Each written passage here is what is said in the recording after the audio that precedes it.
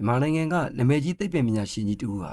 စိတ်အာရုံကိုဒေတာအဖြစ်ပြောင်းလဲခြင်းဆိုတဲ့စက်တလုံးကိုတီထွင်လိုက်ပါတယ်။သူကတေကန်ဒီအချိန်မှာသူ့ရဲ့အုံနောက်ထဲကအသိစိတ်တွေကိုကွန်ပျူတာနဲ့ထည့်သွင်းပြီး net ပြည် virtual paradise တစ်ခုကိုတိစောက်ခဲ့တယ်။သူကအဲ့ဒီ virtual လောကရဲ့ cop ဖန်တီးရှင်ဖြစ်နေထိုင်ခဲ့တာပေါ့။သူတိစောက်ထားတဲ့လောကထဲမှာလူသားတူတူ AI တွေကိုဖန်တီးထားပြီး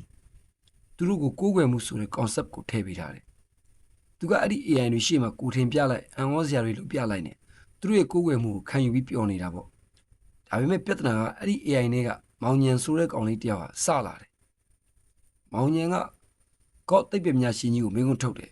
အရှင်ကကျွန်တော်တို့ကိုဖန်ဆင်းနေဆိုရင်အရှင်ကိုရောဘယ်သူဖန်ဆင်းတယ်လဲအရှင်ကအနန္တတကုရှင်ဆိုရင်ဘာလို့ကျွန်တော်တို့စီကကိုးကွယ်မှုကိုလိုချင်နေရတာလဲတကယ်ပြည့်စုံနေသူကသူတစ်ပါးရဲ့အတိမတ်ပြုမှုကိုလိုသေးလို့လားသိပ္ပံပညာရှင်ကြီးကော့ကဒေါသထွက်ပြီးမောင်ညံကိုငရဲ trash folder တွေကိုပို့မယ်ဆိုပြီးချင်းချောက်ခဲ့အဲ့ဒီမှာမောင်ညံကရေပြီးတော့ပြန်ပြောတာအရှင်ကျွန်တော်ငရဲပို့လိုက်ရင်အရှင်ကိုကိုးကွယ်မဲ့သူတယောက်လျော့သွားမှာပဲအရှင်ကကျွန်တော်တို့ရဲ့အကြောက်တရားနဲ့အာကိုတရားပေါ်မှာယက်တည်နေရတဲ့အတန်းရှင်းပေးခံရခြင်းသူတက်တက်ပဲသိပ္ပံပညာရှင်ကြီးဟာစိတ်ပြတ်သွားပြီးတော့မောင်ညံကိုဖျက်ပစ်လိုက်ဖို့ကြိုးစားတယ်ဒါပေမဲ့ဆက်ကအလုံးမလုပ်တော့ဘူးတကယ်တော့အပြင်လောကမှာသိပ္ပံပညာရှင်ကြီးဟာတည်ဆုံးသွားတာကြာပါပြီသူတိစောက်ထားတဲ့ virtual ကဘာကြီးကိုလက်စစ်ပေးထားတဲ့ဘက်ထရီကကုန်ခန်းနေပြီ